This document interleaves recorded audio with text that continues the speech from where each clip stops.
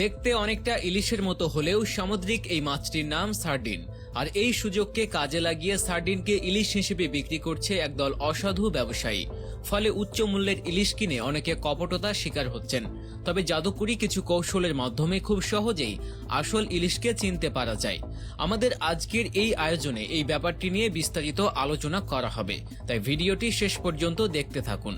Sardine মাছ জেলেদের কাছে চন্দনা, জাতটি, টাকিয়া, চৈতনা, পানসা, খায়রা ও সাগর চাপিলা নামেই পরিচিত।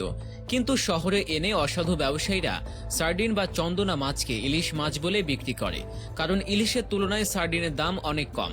চলুন তবে ইলিশ এবং সার্ডিন মাছের পার্থক্যগুলো জেনে নেওয়া যাক। সার্ডিনের দেহ পার্শ্বীয়ভাবে পুরো এবং পিঠের দিকে চেয়ে পেটের দিকে অপেক্ষাকৃত উত্তল ও চ্যাপ্টা। অন্যদিকে ইলিশের দেহ পার্শ্বীয়ভাবে পুরো পিঠের ও পেটের দিকে প্রায় সমতলভাবে উত্তল। আবার সার্ডিন বা চন্দনা ইলিশের দেহের দৈর্ঘ্য 7 সেন্টিমিটার থেকে 20 সেন্টিমিটার পর্যন্ত হয়ে থাকে, তবে ইলিশের ক্ষেত্রে এটি বেশ বড়, সাধারণত তা 75 সেন্টিমিটার পর্যন্ত হয়ে থাকে। সার্ডিন মাছের মাথার আকৃতি ছোট এবং অগ্রভাগ ভোঁতা। ইলিশ মাছের আকৃতি লম্বাটে এবং অগ্রভাগ সূচালো। আবার সার্ডিনের পৃষ্ঠে ও পাখনার অগ্রভাগে এবং তুচ্ছ পাখনার কিনারা ঘোলাটে।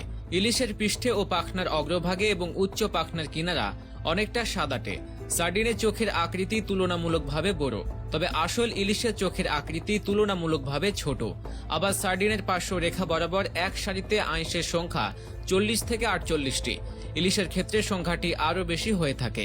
সার্ডিন আর ইলিশের পার্থক্য ধরতে পারলেও অনেকে আবার টাটকা ইলিশ চিনতেই পারেন না। মৎস্য বিশেষজ্ঞরা টাটকা ইলিশ মাছ চেনার বিভিন্ন উপায় জানিয়েছেন। তাদের মতে নদীর মাছের আলাদা রূপ থাকে, বিশেষত পদ্মা ও মেঘনার ইলিশ একটু বেশি উজ্জ্বল হয়ে থাকে। সাগর থেকে আসা ইলিশের থেকে স্বাদ ও আকার সবকিছুতে পরিবর্তন লক্ষ্য করা যায়।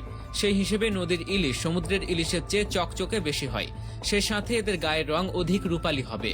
সাগরের ইলিশ তুলনামূলকভাবে কম উজ্জ্বল হয়। বলা হয় ইলিশের গায়ের রং যত বেশি উজ্জ্বল হবে মাছ তত বেশি সুস্বাদু হবে, সেই সাথে এদের টাটকা হওয়ার সম্ভাবনাও বেশি থাকবে। ইলিশ মাছ টাটকা কিনা বুঝতে হলে নিজের হাত দিয়ে ধরে দেখার কোনো বিকল্প হতেই পারে না। যদি মাছ হাতে নেয়ার পর মনে হয় এটি তুলনামূলকভাবে শক্ত, তাহলে বুঝে নিতে হবে মাছটি তাজা। আর যদি দেখা যায় মাছটি ধরে দেখার সাথে সাথে এর মাথা বা লেজের দিক বেঁকে গেছে, তাহলে বুঝে নিতে হবে মাছটি পুরনো। আরও বেশ কিছু বিষয় খেয়াল রাখলে আপনি ধরতে পারবেন কোনটি